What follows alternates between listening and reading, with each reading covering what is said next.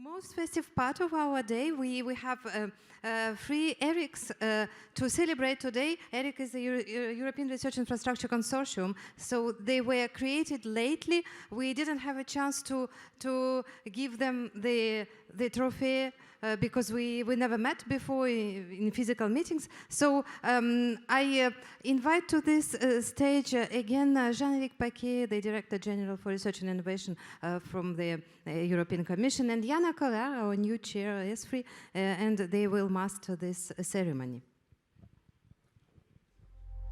My God, you're quite a few of you still in the room. Good afternoon.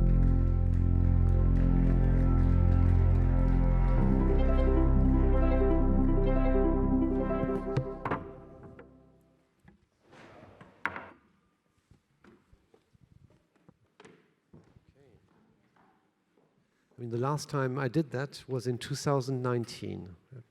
Another era, really. Okay, very nice. They look the same, just to reassure les récipiendaires d'aujourd'hui. Very nice. So just to say what this is about, Elena already briefly introduced. ERICs are based on ERIC regulation, which was made in 2009. Since then, 23 ERICs were created, and all of them, so European Research Infrastructure Consortium, and all of them receive an ERIC plate. So due to the pandemic, we have 3 this time. So I pass the floor to Jean-Éric, first of all, to give the plate to EuroBio Imaging ERIC. Absolutely. Can I call EuroBio Imaging ERIC to the stage, please?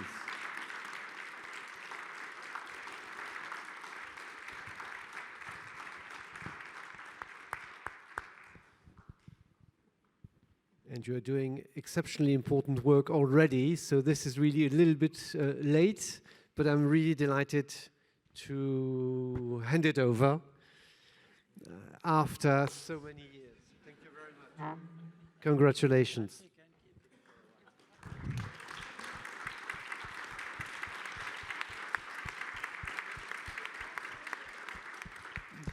So I think in the past 2 years, people and everybody have noticed that small things in life make a big difference to our health and our societies. Small things, invisible things, those are the job of EuroBioImaging, both in terms of things that we cannot see with the naked eye, but also things that are inside our body that we cannot see without entering the body. We have devices spanning everything from really small things to things that are of body size.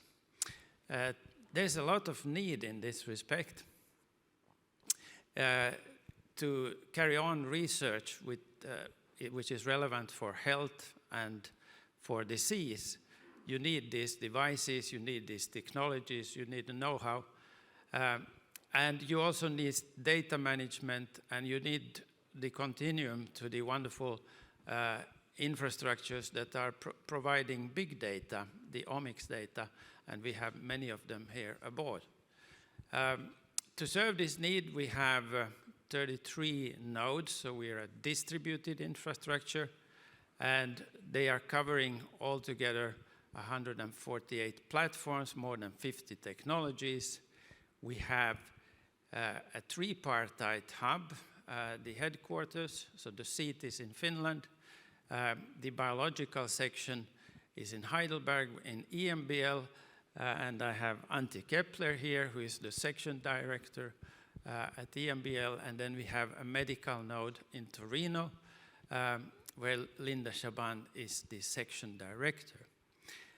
Due to the circumstances that Jean-Éric already referred to, this is a little bit overdue, but we're really happy that we can be here under this nice circumstances, sharing our small moment with so many people that we actually know already, many of them, and we look forward to the future collaboration with the infrastructures and Also, we want to thank all the organizations, hosting organizations, ministries, and so forth, and of course the team members that have enabled this to come through. So, thank you very much. John, thank you. Antje, do you want to? You good? And John, you will tell us afterwards where it goes, the plaque. Thank you very much. Congratulations. Thank you very much. Congratulations, ELI ERIC. ELI. So that's Alan. Alan, welcome. And the ELI ERIC, I think, is the demonstration that setting up a European infrastructure is challenging sometimes, political always, but successful ever. Congratulations, Alan. You should open it and show it on the photo. Thank you very much for that. Yes, take it up. Can you see that? Yes, please do that.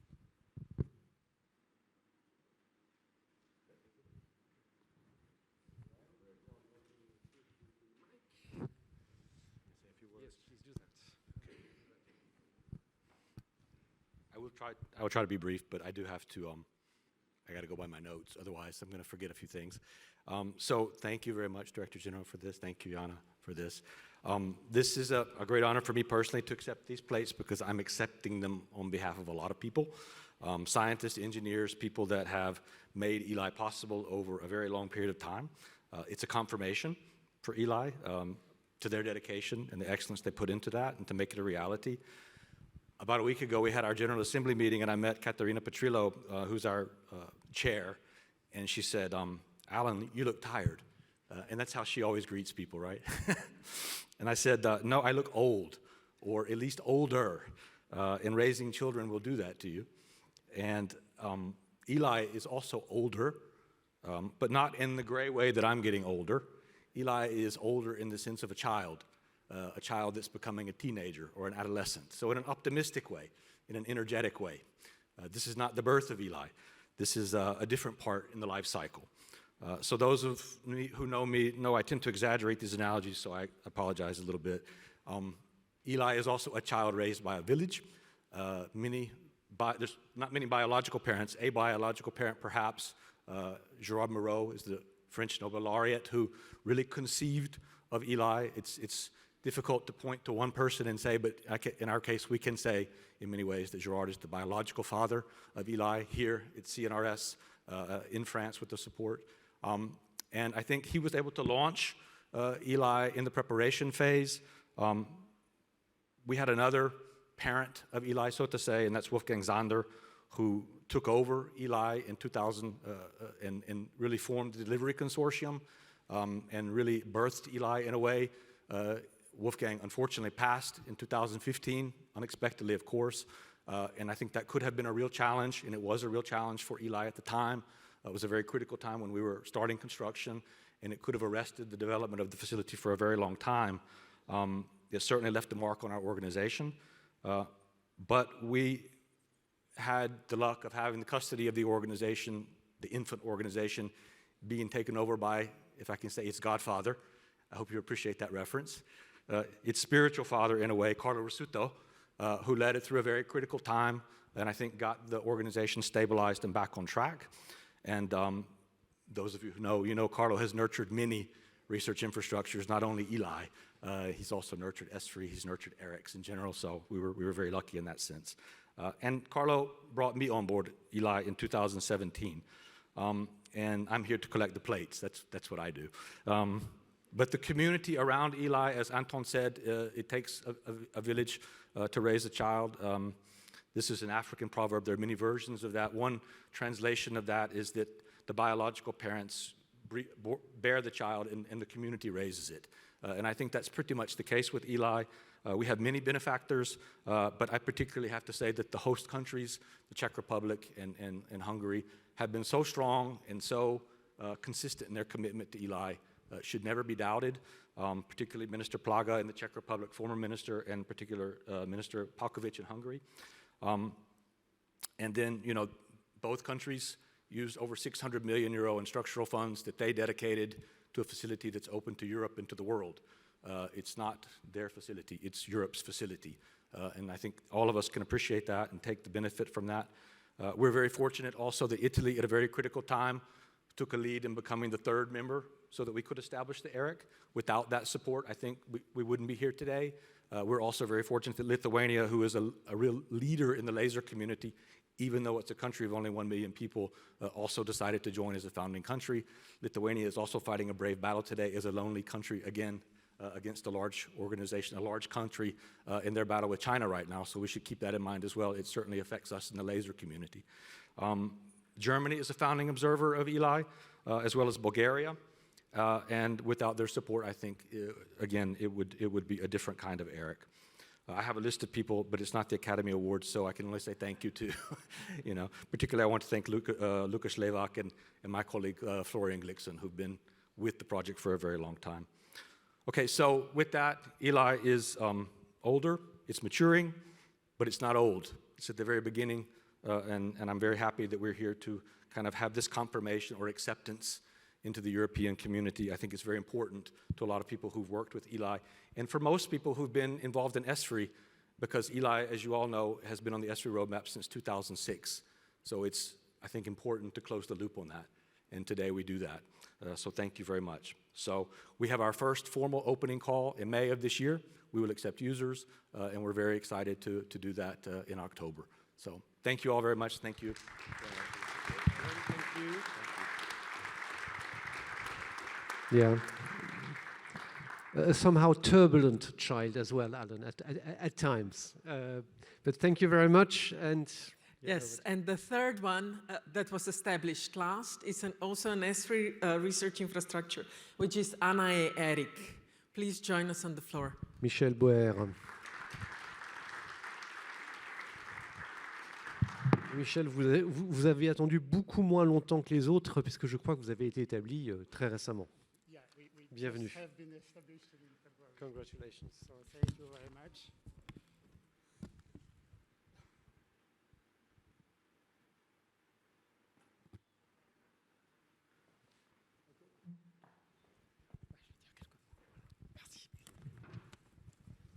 So, thank you, Jana, and thank you, Jean-Eric. And yes, and I should say that we are very proud. It was a long, exciting process, and our application as an ERIC took, say, more than 10 years. So it's nice to be an ERIC now, and also to be a acknowledged research infrastructure and ESFRI research infrastructure. And I should thank all the colleagues and people that have really worked hard and were committed to get these results, and also the sustained support of the Commission, of the ESFRI and ESFRI delegates, and for also their advice. AnaEE-ERIC is about understanding the processes and functions that are to work on ecosystems, and for that it uses an original method, which is in fact the scientific experimental method that you have hypothesis, you test the hypothesis experimentally, and then get back to the model. So we put the ecosystems under pressure. I'm not sure this is very green, but what we test is exactly what it will be the behavior, high CO2 levels, draft, etc., and also management practices to see what is the resilience and adaptations and mitigation measures. And you can see behind me some examples of platforms that can be installed in the open air or in highly controlled enclosed chamber called ecotrons. And the data are collected, checked, and interpreted thanks to the model, which leads, of course, a better understanding of the functionings of these ecosystems and how they react to the changing environment. And this is not all, because thanks to the modeling and the experimentation, we are able also to foster and to test the adaptation and mitigation measures that can be taken, including the management techniques. In short, and more generally, experimental AnaEE and experimental ecology is contributing to the building of strategies for safeguarding ecosystem services, with their benefits for the society. So it's both fundamental and impact research. By the way, at least we collaborate with one of the infrastructure, Euro-BioImaging, Imaging, through a proposal and, on agroecology. And agroecology is among the ways to reach a sustainable and healthy food systems, and AnaE, together with many partners, is coordinating a very large transdisciplinary project called AgroServe, with 12 ERIs and EuroBio Imaging among them, in the domain of resilience and sustainability of agriculture and agroecological transitions. This is a clear illustration of one of the impact of AnaE and more generally of the infrastructure in this domain, both scientific and societal. Thank you again for kind words, for support, and long life, of course, to AnaE.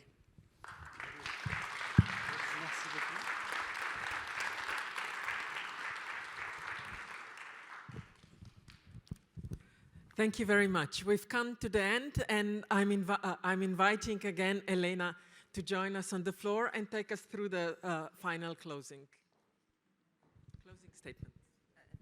Yes, thank you very much, Jana. Thank you, Mr. Director General.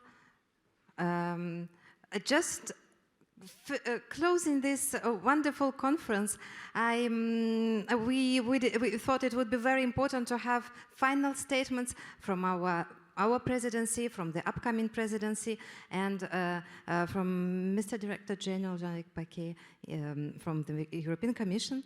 So let's listen to the final statement from our Minister for Higher Education, Research and Innovation, Madame Vidal.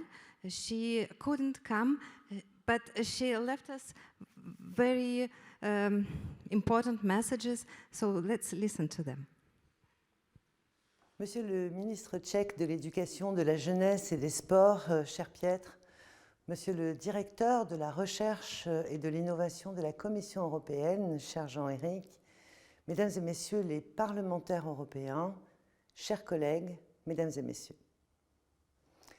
Au nom de la présidence française du Conseil de l'Union européenne, je suis heureuse de vous dire quelques mots à l'occasion de la conférence d'anniversaire des 20 ans du Forum stratégique européen des infrastructures de recherche dans les locaux de l'Institut de France et sous le haut patronage de l'Académie des sciences, lieu emblématique de l'Europe de la connaissance. La politique commune des infrastructures montre notre capacité de projection sur le long terme. Mais cette projection ne nous fait bien sûr nullement oublier l'urgence, celle de la terrible situation en Ukraine, celle du soutien aux Ukrainiens. L'Union européenne et la France sont fortement mobilisées pour apporter des réponses rapides et adaptées. Mon ministère et ses opérateurs sont à pied d'œuvre pour accueillir dans les meilleures conditions les étudiants en provenance d'Ukraine. De même, j'ai renforcé l'accompagnement social, mais aussi en santé mentale des étudiants déjà présents sur notre territoire. En outre, un programme exceptionnel a été lancé dès le 1er mars pour accueillir les scientifiques en danger. Je salue la très forte mobilisation de nos établissements d'enseignement supérieur et de recherche, de nos organismes de recherche, des CROUS et des associations qui œuvrent au service de ces personnes déplacées qui fuient l'horreur de la guerre. Les infrastructures de recherche européennes sont au cœur des découvertes scientifiques.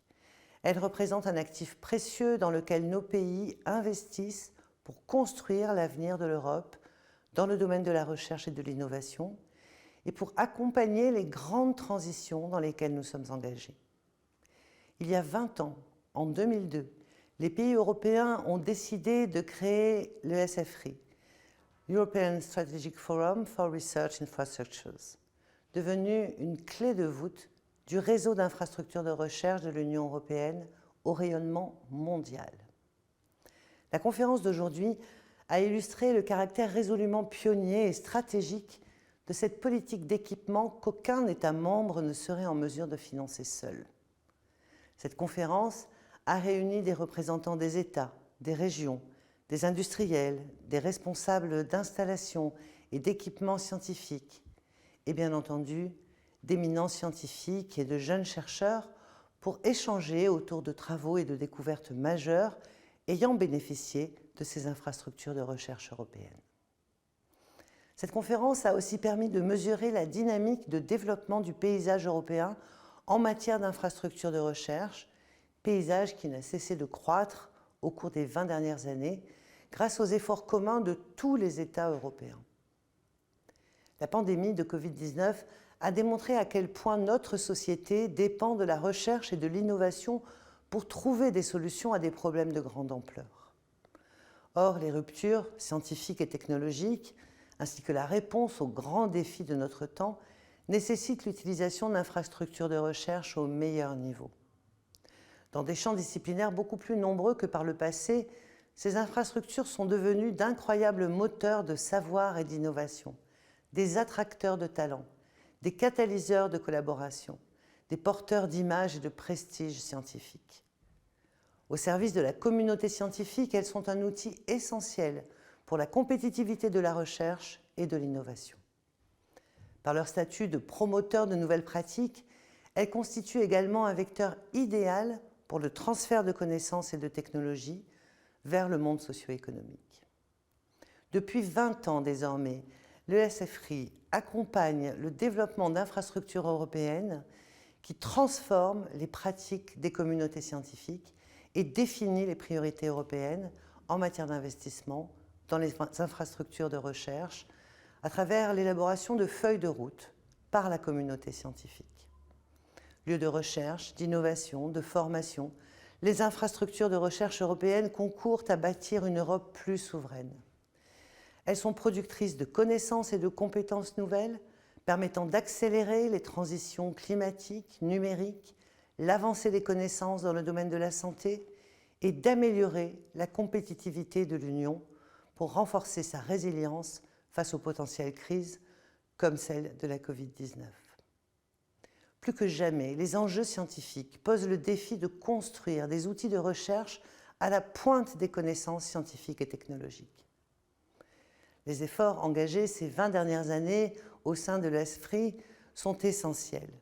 Ils ont permis de doter l'Europe d'une vision stratégique de développement des infrastructures de recherche européennes, positionnée dans une véritable analyse du paysage européen en la matière. Interface entre le monde académique, le monde économique, les autorités publiques et la société, à la croisée de la recherche, de l'innovation et de l'enseignement supérieur, les infrastructures de recherche européennes sont des acteurs fondamentaux dans la mobilisation des forces de l'UE pour préparer l'Europe de demain. Les travaux de la mise à jour de la feuille de route se sont achevés en décembre 2021. Cette feuille de route combine les ESFRI Projects, qui sont au nombre de 22, de nouvelles infrastructures de recherche en cours de mise en œuvre, et les ESFRI Landmark, 41, qui sont des infrastructures déjà fonctionnelles. La France accompagne depuis plus de 20 ans maintenant le développement d'infrastructures nationales et européennes qui transforment les pratiques des communautés scientifiques. Elle est membre de 48 infrastructures de recherche sur 63. Ces 48 infrastructures européennes sont également inscrites sur la feuille de route nationale des infrastructures de recherche, dont la nouvelle version vient d'être publiée début mars. Les infrastructures de recherche doivent ainsi figurer sans complexe au premier rang des priorités européennes, fortes de la certitude que des équipements d'excellence soutiennent les projets ambitieux et innovants, français et européens, au meilleur niveau scientifique international. Je vous remercie.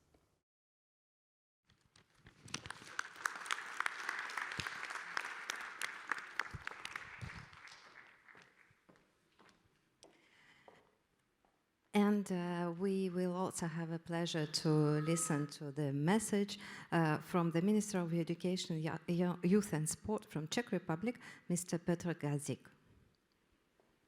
Dear Madam Minister, dear Madam Commissioner, ladies and gentlemen. First of all, let me thank the French Presidency for inviting me to address on this occasion of the conference commemorating the 20th anniversary of the European Strategy Forum on Research Infrastructures. Despite I wasn't able to come to Paris due to other working commitments, I'm very glad and truly honored to join this event, at least virtually, and congratulate ESFRI on its 20th birthday via video. As I said today, we are recalling 20 years of ESFRI, 2 decades of the forum which provides European research infrastructure stakeholders a high-level platform to debate the most pressing research infrastructure challenges and come up with expert advice on how to resolve them. In these past 20 years, ESFRI has come a long way. ESFRI is publishing strategy reports on the European research infrastructures. ESFRI is monitoring their performance and the implementation progress of new projects. ESFRI is also elaborating position, paper, and in-depth studies. Czechia shall address research infrastructure as one of the top priorities of the Czech EU Council presidency. Our high-level goal and objective is to adopt the EU Council conclusion on research infrastructures to be endorsed by the research configuration of the EU Competitiveness Council. We are also planning to facilitate preparation of the Brno Declaration on research infrastructures. The aim of this declaration is to invite research infrastructure stakeholders all around the world to develop a fully integrated research infrastructures ecosystem. ESFRI has been the key source of guidance and inspiration for us when drafting the draw versions of the EU Council conclusions and the Brno Declaration on research infrastructures. In particular, let me stress out of the ESFRI white paper from 2020 and the 2021 publication of ESFRI roadmap, which have been extremely helpful. Having said that, let me wish all the best to ESFRI and let ESFRI be at least as successful in the next 20 years as it was in these past 2 decades. Last but not least, congratulations and my most sincere appreciation to all of you who have made ESFRI happen. Thank you very much for attention.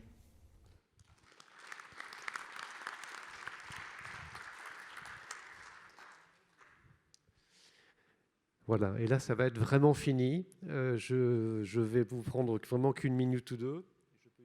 Je vais utiliser ce micro.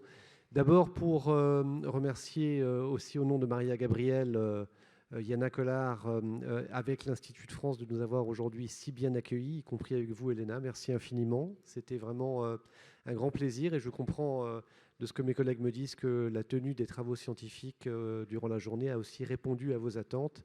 Et j'ai aucun doute que cela permettra aux collègues impliqués dans ESFRI d'amener effectivement ces infrastructures européennes de recherche dans les 2 prochaines décennies. ESFRI a été au cœur de l'espace européen de la recherche, a été vraiment le succès le plus visible, pas le seul, mais le plus visible de l'espace européen de la recherche. Grâce à ESFRI, nous bénéficions en Europe des meilleures infrastructures de recherche. Nous continuons d'y investir et c'est certainement l'enjeu aussi des 20 prochaines années. Vos succès vous porteront, je n'ai aucun doute, sur ces 20 prochaines années et je me réjouis avec tous mes collègues de la Commission de travailler maintenant avec la présidence tchèque après les travaux en cours avec la française et de travailler avec ESFRI pour effectivement mettre à disposition du monde et des scientifiques européens ces infrastructures nous permettant de produire la connaissance et les résultats dont nous avons besoin. Encore merci, encore bon anniversaire et au plaisir de travailler ensemble. Vous êtes tous, bonne soirée à tous.